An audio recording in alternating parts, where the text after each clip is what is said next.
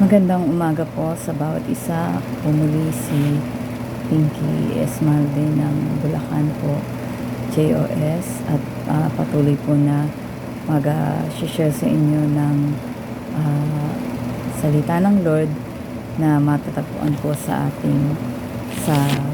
Book of Isaiah 41:10. At pamamagatan ko pong itong ating pag-aaralan ngayon na ang Diyos ay ating kasama, hindi niya tayo iiwan ni pababayaan.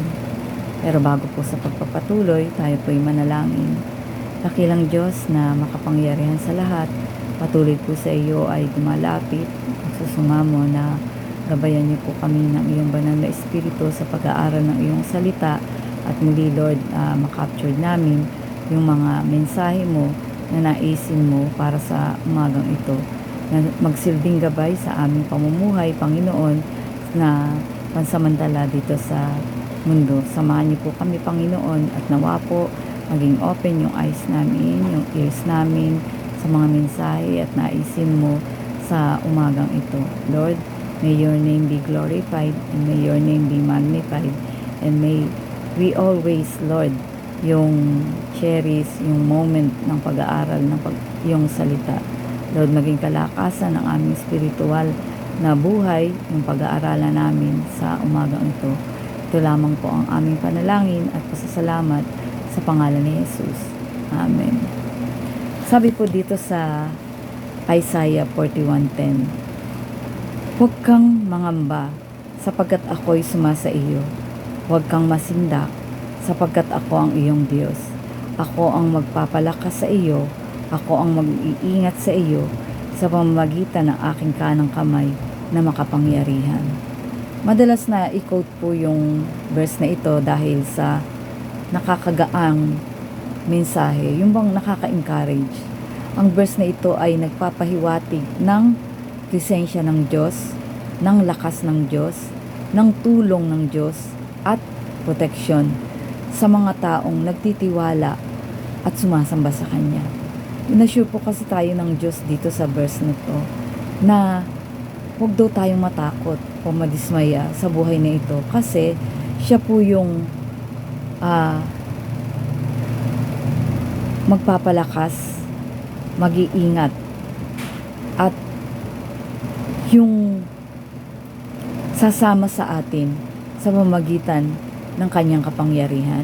Hindi po ba ang ating Diyos yung Diyos na omniscient, all-knowing, omnipotent, all-powerful, omnipresent, He is everywhere.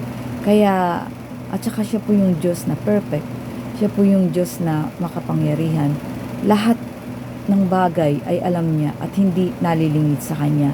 Kaya yung daw pong pamumuhay natin dito sa mundo, wag daw po tayong matakot.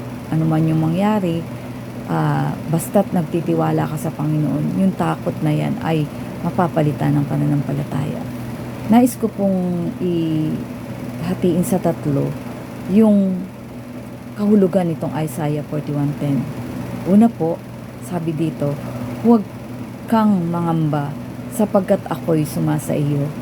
Ang bahaging ito ay nagsasabi na ang isang mananampalataya ay nakasisiguro sa palagiang presensya at pagsama ng ating Diyos.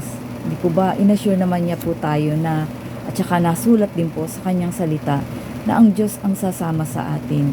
Yung kanyang kanang kamay na makapangyarihan ang magpapalakas sa atin, ang mag-iingat sa atin. Yun po yung una. Pangalawa po, sabi dito, huwag kang matakot sapagkat ako ang iyong Diyos. Ito ang nagbibigay diin ng ating Diyos ay Diyos na makapangyarihan at with authority over sa atin. Nagbibigay diin ng encouragement na huwag madismayed o huwag manglumo o magulumihanan sa mga circumstances at sitwasyon sa mundong ito. Kasi nga po, lahat naman yan, bagay na yan, kontrolado niya, alam niya, at walang hindi siya alam at lingid sa Kanya. Kaya wag daw po tayong kumbaga matakot ni masindak dahil ang lahat ng iyan ay mangyayari Pero yung bang assurance na ibinigay sa atin ng Diyos na siya yung tutulong, siya yung sasama sa atin, at siya yung magpapalakas sa atin. Kaya lagi inuulit-ulit niya at sinasabi na huwag tayong matakot dahil siya yung ating kasama. Pangatlo po at huli, ako ang magpapalakas sa iyo, ako ang tutulong sa iyo, ako ang mag-iingat sa iyo sa pamamagitan ng aking kanang kamay na makapangyarihan. Ito ang bahagi na nagsasabi ng galaw o aksyon ng Diyos. Palalakasin niya tayo, tutulungan niya tayo, proprotektahan niya tayo sa pamamagitan ng kanyang powerful o yung makapangyarihang kamay. Sa ating pong buhay, walang hindi alam ang Diyos. Maging yung paglabas natin, maging yung paglakad natin, alam niya po lahat iyon at walang nalilingid sa Kanya. Maging yung pagkatakot natin, maging yung pag-aalala natin, lahat ng yan, lahat ng bagay alam ng Panginoon kasi nga siya yung Diyos na all-knowing at nangako siya na anumang bagay na yung pagdadaanan natin dito sa mundo, kasama natin siya as long as we trust Him as our Lord na patuloy na sasama sa atin. Ano ang kahalagahan ng Isaiah 41:10? Ito ang nagbibigay na malakas na mensahe ng pag-asa, pinapaalala sa mga mananampalataya na hindi sila nag-iisa at ang Diyos ang pinagmumulan ng lakas at pag-iingat sa panahon ng katakutan at kawalang kasiguruhan. Sang-ayon sa Bible, ang Diyos ang sumasa atin, siya ang ating Diyos at siya rin ang magpapalakas sa atin, tutulong sa atin at itataas tayo. Yun po. Very short po itong message na ito kung saan ang sinasabi nga po ng Isaiah 41:10 na huwag kang mangamba sapagkat ako ay sa iyo. Huwag kang matakot sapagkat ako ang iyong Diyos. Pangatlo, ako ang magpapalakas sa iyo. Ako ang tutulong sa iyo. Ako ang mag-iingat sa iyo sa pamamagitan ng aking kanang kamay na makapangyarihan. So, kapag po pala tayo ay nagtitiwala sa Panginoon, siya yung mag-aalis ng pangamba, siya yung mag-aalis ng takot natin, siya yung mag-i-ensure sa atin na tutulungan niya tayo doon sa pansamantalang buhay natin dito sa mundo. Naalala ko nga po yung sinabi doon sa Bible na walang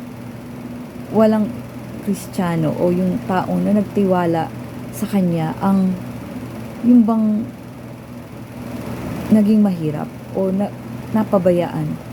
Lahat po na once na tayo ay nagtiwala at nagkaroon ng personal na relasyon sa Panginoon, yung bang nawawala po yung nawawala po yung pangamba, nawawala din yung takot at nagbibigay pa rin ng pag-asa yung kanyang pagsama sa atin.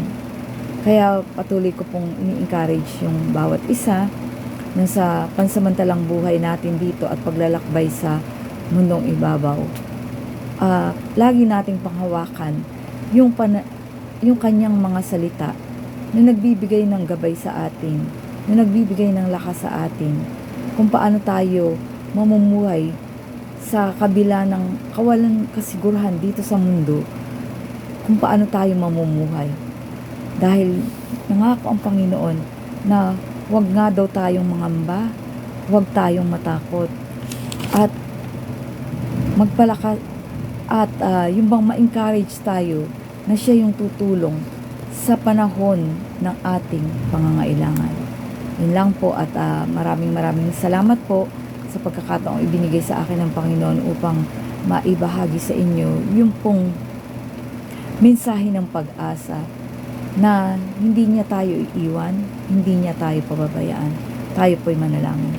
Dakilang Diyos na makapangyarihan sa lahat, nagpapasalamat kami, Panginoon, sa mga salita mo na patuloy na gumagabay sa amin at nagtuturo sa amin kung paano kami mamumuhay sa mundong ito. Lord, salamat din po sa assurance na hindi mo kami iiwan, hindi mo kami pababayaan.